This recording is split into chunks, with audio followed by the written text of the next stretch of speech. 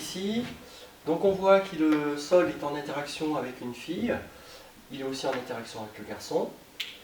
Par contre, le sol n'est pas en interaction avec la balle qui est dans l'air, et donc on obtient ceci.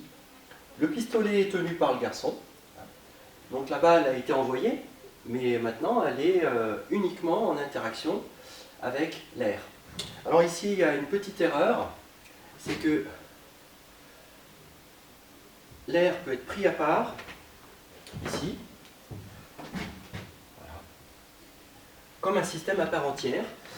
La deuxième erreur, c'est que l'air interagit directement par contact avec la balle, donc c'est une interaction avec un trait plein, et puis aussi l'air interagit,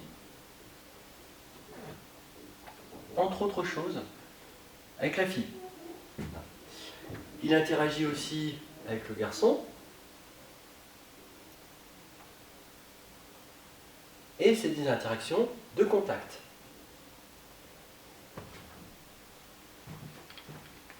Voilà.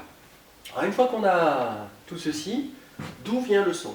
On prend le système étant la fille et on passe du diagramme d'interaction au diagramme d'action. Dans le diagramme d'action, qui est centré sur la fille, eh bien, on va regarder qui est en contact direct avec la fille. Il y a le sol, l'air, et c'est tout. Donc vous voyez, il y a aussi la Terre qui interagit avec la fille, par le biais de l'interaction gravitationnelle. Donc finalement, il n'y aura que le sol et l'air en action de contact.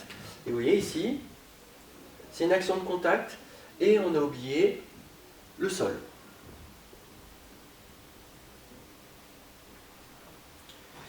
Aussi, il faut mettre la fille dans un rectangle.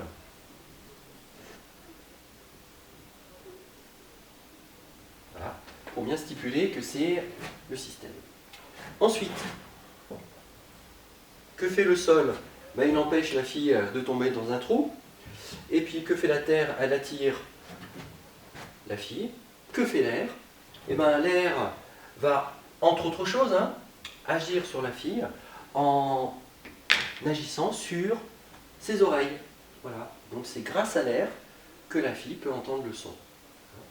Donc là, c'est excite le tympan de la fille. Et voilà. Merci.